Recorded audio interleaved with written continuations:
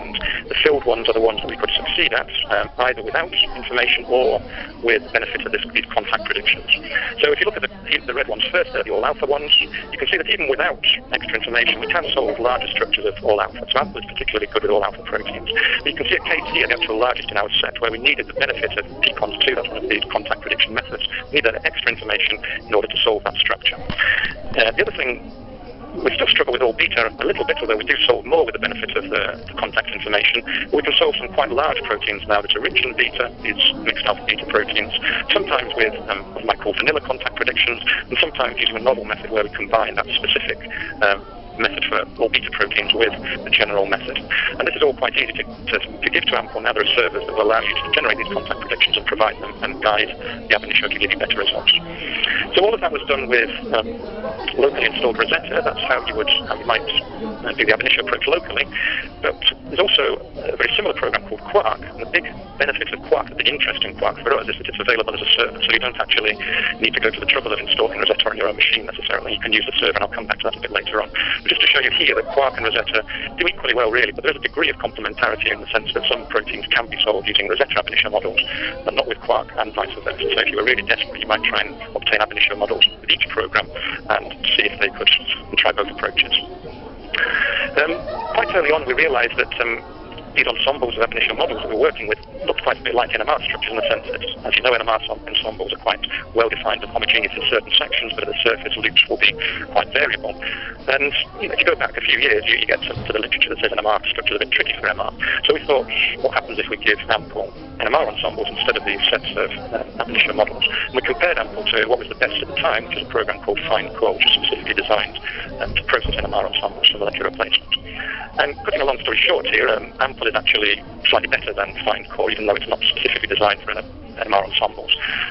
What you have here are a set of cases differing in their RMS deviations, obviously over towards the right, we're getting harder, more divergent, and less sequence identity, and the lower the sequence identity, obviously, it gets harder and harder. So there's a set of targets that both approaches solve. There's quite a number that we found which we could solve using different approaches, that's the green and the blue with AMPL, but didn't solve with FindCore. So one we failed, but we're actually pushing this to beyond 3 angstroms RMSD to around 20% sequence identity. So if you have an NMR ensemble available, AMPL is a good way to think about treating it for molecular replacement. Through a slightly circuitous route, we came to have a look at AMPL with respect to coil proteins, because we started to get the idea that AMPL might work quite well. Coil proteins are very difficult for molecular replacement because you often get little irregularities and unexpected alterations in the way they pack and so on that really stymie your sort of conventional molecular replacement. But what we found is that AMPL can solve about 80% of, as you can see, quite a large test set completely automatically. And it's also worth noting that you don't need to be able to predict, which is quite hard to do, whether your coil has 2 strands, 3 or 4, whether it's anti-parallel, parallel, and so on. AMPL is completely indifferent to that. It will solve most of them, irrespective of what their architecture is. And just to show you that in action, so this is one of the targets we can solve. It's actually a complex here, the coil protein, the small globular fold.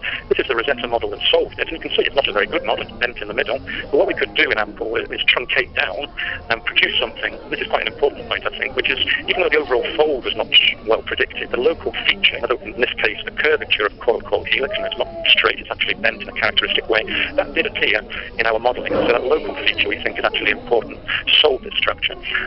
So Phaser could place a number of these ensembles completely automatically, and we could rebuild it totally automatically.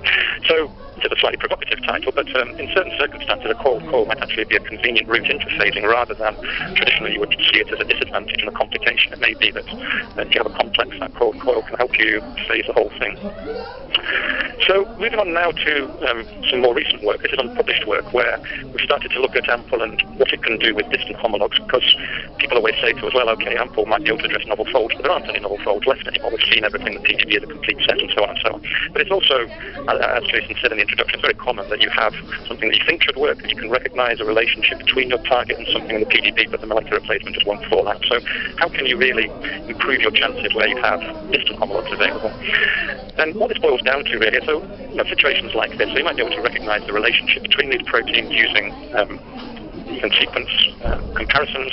These are very distant relatives, but you can pick out that they're related. Of course, if you were to try and solve one with the other by simple molecular replacement, you wouldn't stand any chance. These are far too different.